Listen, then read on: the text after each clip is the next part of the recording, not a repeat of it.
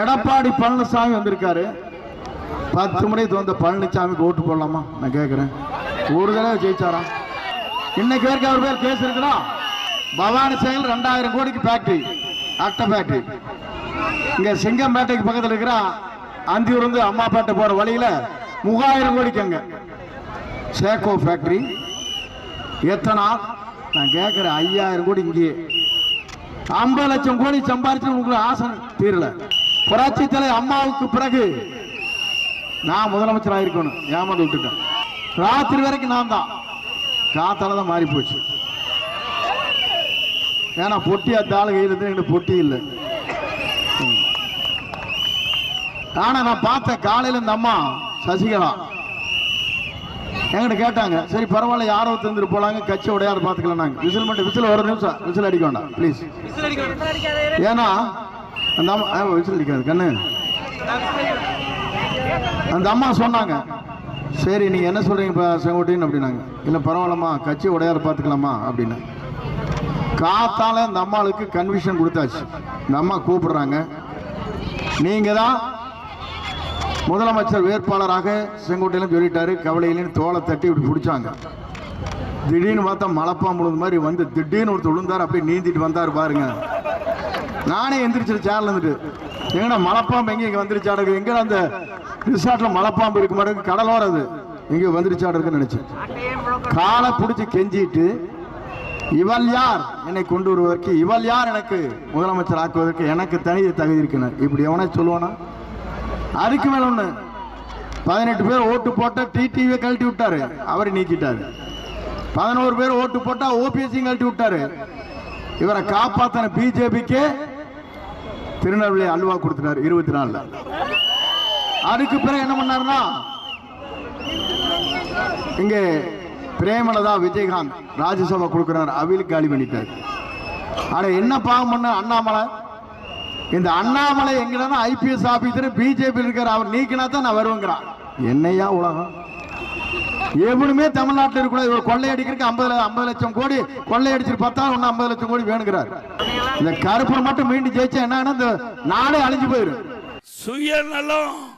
சுயநலம் திமிரு அகங்காரம்.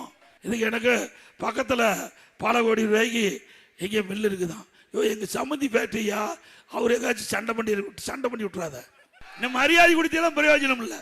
அம்மா அவர்கள் இருக்கு அமைச்சரா கொடுத்த போது இவருடைய மனைவி திரு செங்கோட்டையனுடைய மனைவி திரு செங்கோட்டையனுடைய மகன் அங்க தலைமைச் செயலகம், அம்மா முதலமைச்சராக வந்திருக்காங்களே, தலைமைச் செயலகத்துக்கு வந்து புகார் கொடுத்தாங்க.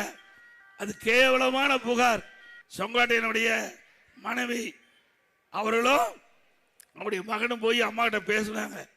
பேசிக்கிட்டு படிக்கிறது கீழே இறங்கி பதவி போயிட்டு பதவி உருட்டி விட்டாங்க.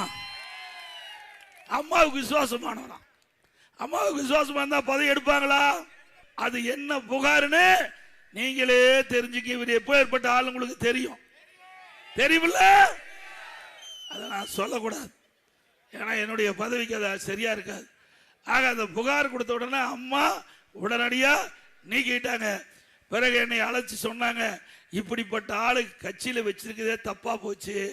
நான் வந்து ஒரு குடும்பத்தில் மனைவியும் மகனும் என் வாழ்க்கையில புகார் கொடுத்தது இவரு தான் அப்படின்னாங்க. அப்படிப்பட்ட ஆளை, நீக்கப்பட்ட ஆளை நான் முதலமைச்சராகி என்னுடைய அமைச்சர்களை சேர்த்துனதான் நான் செஞ்ச தப்பு. இல்லைன்னா வீதியில போனா கையெடுத்து கும்பிடுறதுக்கு யோகி இருக்குது அந்த ஆளுக்கு. என்னுடைய அமைச்சரவையில் மட்டும் கெஞ்சி கண்ணீர் விட்டா மனுஷன். இப்பெல்லாம் எதை பேசுறான், வாய் கொழுப்புல பேசிட்டு இருக்க அந்த மனுஷன். நீ அழுது எனக்கு தெரியாதா? நீ வடிச்ச கண்ணீர் தெரியாதா? நீ இருக்கும்போது, நீ முதலமைச்சர் இருக்கும்போது எனக்கு ஒரு வாய்ப்பு கொடுக்கலீங்கன்னா வேற யார் கொடுக்க போறா? உண்மையால எனக்கு வந்து ஒரு காலத்துல நல்ல நண்பராக தான் இருந்தார், நான் இல்லைன்னா மறுக்கல. அந்த மரியாதை உனக்கு இருக்குதா? நன்றி மறப்பது நன்றன்று, நன்றே அல்லது அன்றை மறப்பது நன்று 2000 ஆண்டுக்கு முன்னே ஐயன் திருவள்ளுவர் சொல்லிட்டு போனார். இது மாதிரி மனிதர்கள் எல்லாம் மன்னிக்க முடியுமா? இப்ப எங்க போயிட்டாரு? அங்க போய் துண்டை அணிவிக்கிறாரு, கேவலம் துண்டை போய் வாங்குறாரு. இப்ப யார் போட்டா வச்சிருக்காரு?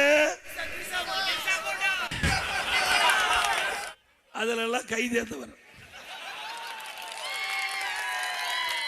சேர வேண்டிய இடத்துல தான் சேர்ந்திருக்காரு. நீ என்னை பத்தி கேவலமா பேசுற திரு செங்கோட்டையன் அவர்களே, நீ 100 நாள் ஜெயில் இருந்துட்டு வந்திருக்கிற. வந்துட்டு இருந்தார்ல, நீ யோக்கியமானாலா? சிந்திக்க வேணும் என்று நாக்கு இருக்குது, வாக்கு பேசுன அசிங்கமா போய் ரோட்ல நடக்க முடியாது. அத்தனை ஆதாரத்தை வச்சிருக்கிறேன். சும்மா நினைச்சிட்டு இருக்க. நான் முதலமைச்சர் இருக்கும்போது நீ போட்ட ஆட்டமெல்லாம் எங்களுக்கு தெரியும். எல்லா ஆட்டமும் தெரியும் தேம்பா. யாரெல்லாம் எப்பப்பா கேஸ் இருந்தது எல்லாம் நான் முதலமைச்சர் இருக்கும் போதே எடுத்து வச்சுட்டேன். நீ என்னைக்கு பிடிமா செயல்பட ஆரம்பிச்சியோ அன்னைக்கே நான் உஷாராயிட்டேன். ஜாக்கிரதையா நீ பேசணும். பச்சையா பேச ஆரம்பிச்சிருவேன். என்னுடைய பதவி இருக்கிறதுனால அடக்கி வாசிக்கிறேன். திரு செங்கோட்டையன் அவர்களே, நான் எப்பேற்பட்டவனு உனக்கு தெரியாது. என்னுடைய முகம் ஒரு பக்கம் தான் பார்த்திருக்கிறேன், இன்னொரு பக்கம் பார்த்ததில்லை.